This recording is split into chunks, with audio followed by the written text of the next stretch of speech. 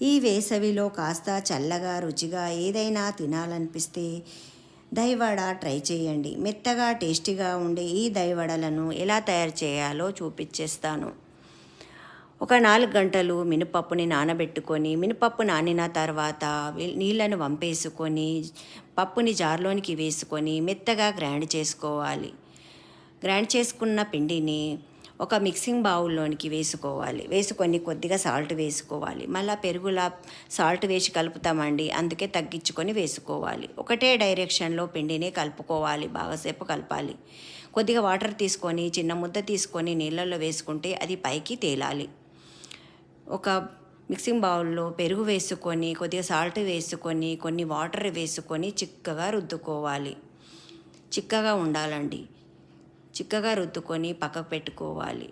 ఒక గంజిలో నీళ్లు తీసుకొని అందులో సాల్ట్ వేసుకొని కలుపుకోవాలి.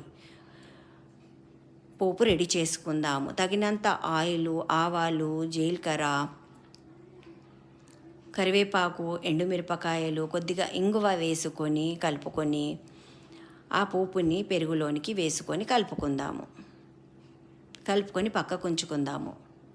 పిండిలో రవ్వ వేసుకొని, బొంబాయి రవ్వ వేసుకొని కలుపుకొని ఒక 5 నిమిషాలు నాననిద్దాము. నానిన తర్వాత ఒక్కొక్కటిగా వడలు వేసుకుందామండి. వడలు ఇట్లా చేసుకొని డీప్ ఫ్రై చేసుకుందాము. చూడండి, అందులో ఆయిల్లో ఎన్ని వడలు అయితే పడతాయో అన్నీ వేసుకొని డీప్ ఫ్రై చేసుకోవాలి. లో ఫ్లేమ్లో చేసుకోవాలి డీప్ ఫ్రై అండి.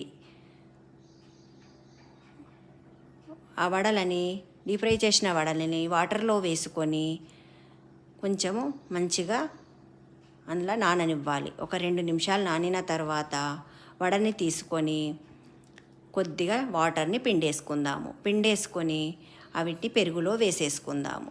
అన్ని పెరుగులో వేసేసుకొని కలుపుకోవాలి. పెరుగులో మంచిగా నాననివ్వాలండి. అన్నీ నానే విధంగా మంచిగా కలపాలి. మూత పెట్టుకొని ఒక 15 నిమిషాలు నానబెట్టుకుందాము. నానిన తర్వాత సాఫ్ట్గా జ్యూసీగా సూపర్గా ఉంటాయండి వడలు. ట్రై చేసి చూడండి.